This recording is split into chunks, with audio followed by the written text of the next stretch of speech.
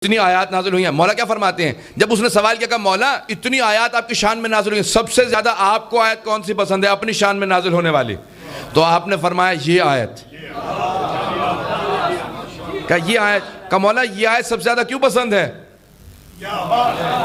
कहा क्योंकि यहां रसूल खुदा की रिसालत की गवाही के तौर पे अल्लाह ने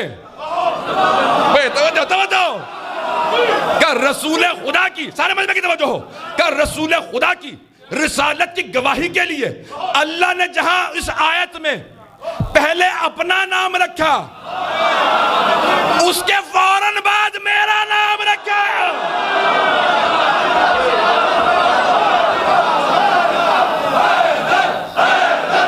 मेरे मौला फरमाते हैं मुझे सबसे ज्यादा यह आयत पसंद है जहां अल्लाह ने रसूल खुदा की रिसालत की गवाह के तौर पे दो हस्तियों का नाम रखा, एक अपना और अपने नाम के साथ।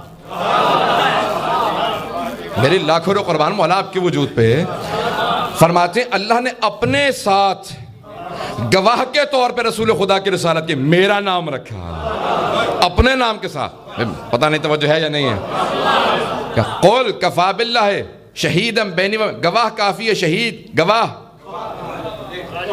गवाह काफी है तुम्हारे और मेरे दरमियान। रसूल खुदा कह रहे हैं किससे? काफिरों से। वयक़ूलु लज़ीना कफ़रू लस्ता मुरसला कुल कफ़ा बिल्लाहि शहीदम बैनी व बैनकुम व मन इंदहु इल्मुल किताब। एक अल्लाह गवाह काफी है और दूसरा वो जिसके पास पूरी किताब का इल्म है, पूरी किताब का इल्म है। नहीं नहीं, पूरी किताब का इल्म है।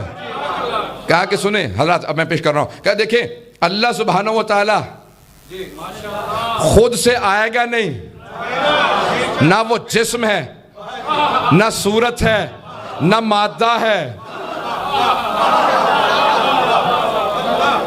खुदा ना जिस्म है, ना सूरत है, ना मादा है। वो जिस्म जिस्मानी से मुबर्रा है, तो क्या उसने गवाही के लिए आना नहीं है?